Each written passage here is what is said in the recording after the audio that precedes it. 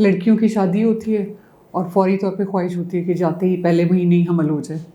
اور حمل کے لیے ٹرائی کری ہوتی ہیں، ہر بار دیکھتی ہیں کہ جی اب میرے پیریڈس مس ہوں گے، میں چیک کروں گی تو پریگننسی ہوگی.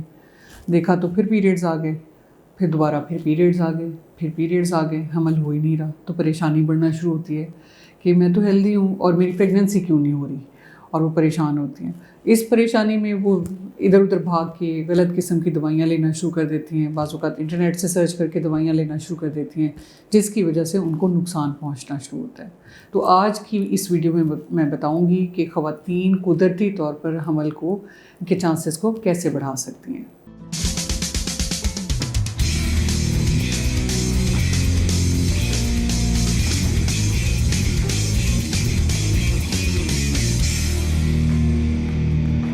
السلام علیکم، میرا نام ڈاکٹر صباحت خان ہے.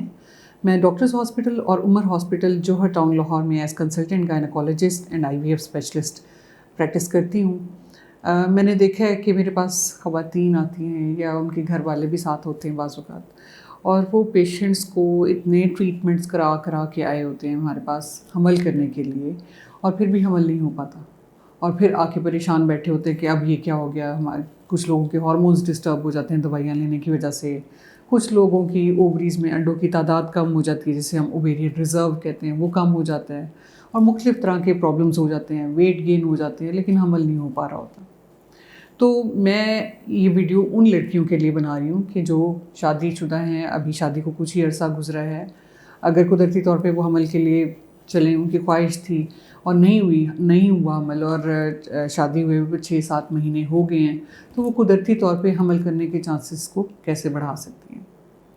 تو دیکھیں، ایسی خواتین جن کی ایج 35 سال سے کم ہے، ان کی شادی ہوئی ہے، یا ایون 35 سال کے بعد بھی ہے، 40 سال سے کم ان کی ایج ہے، ان کے پیریڈز ریگولر آتے ہیں. ریگولر پیریڈز آنے کا مطلب یہ ہے کہ آپ کی اووولیشن ہوتی ہے، کیونکہ اگر آپ کی اووریز کا فنکشن ڈسٹرب ہو تو سب سے پہلے آپ کے پیریڈز ارریگولر ہونا شروع ہو جاتے ہیں، کیونکہ آپ کے ہارمونز ڈسٹرب ہوتے ہیں.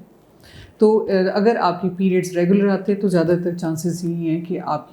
کے ٹائم پہ انڈا ریلیز ہوتا ہے، جس کی وجہ سے آپ کو اگلا پیریڈ ٹائم پہ آتا ہے.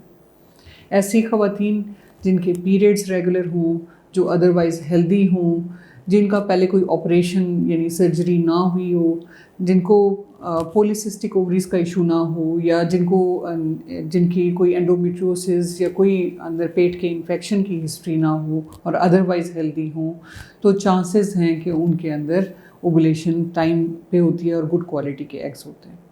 اور جو ہسبینڈ ہوتے ہیں وہ بھی ادروائز ہیلدی ہوں، اسموکنگ نہ کرتے ہوں، اوور ویٹ نہ ہوں، کوئی ڈرگ ایڈکشن وغیرہ نہ ہو، تو ایسے لوگوں میں بھی چانسز ہے کہ ان کے سپرمز ہیلدی ہوں گے.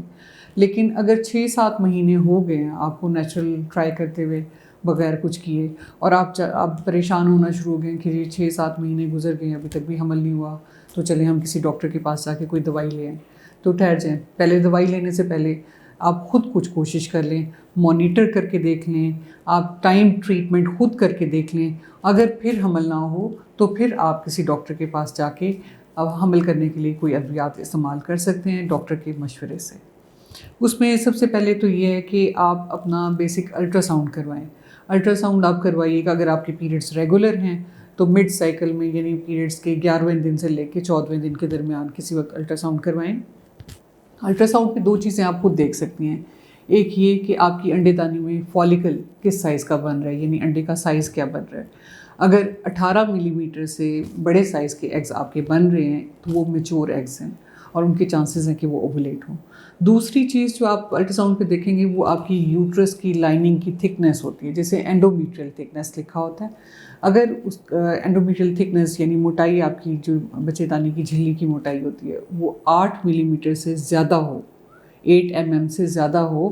تو اس کا مطلب ہے کہ آپ کا یوٹرس حمل کو اندر گرپ کرنے کے لیے یا حمل کو ریسیو کرنے کے لیے تیار ہے. تو اٹ مینس کہ آپ کا فالیکل بھی بڑے سائز کا، میچور سائز کا بنا ہوا ہے، آپ کی یوٹرس کی لائننگ بھی بالکل تیار ہے پریگننسی کو ایکسیپٹ کرنے کے لیے. اور ایک ٹیسٹ آپ کے ہسبینڈ کا سیمن کا ہونا چاہیے، یہ دیکھنے کے لیے کہ اس میں اسپرمس موجود ہیں، کیا وہ ہیلدی اسپرمس ہیں، کیا اس کی موٹیلیٹی اس میں ایکٹیو موٹائل اسپرمس ہیں، یہ تو نہیں ہے کہ سلو ہوں یا اسپرمس ہوں ہی نہ، تعداد میں کم ہو یا ڈیفیکٹڈ اسپرمس ہو.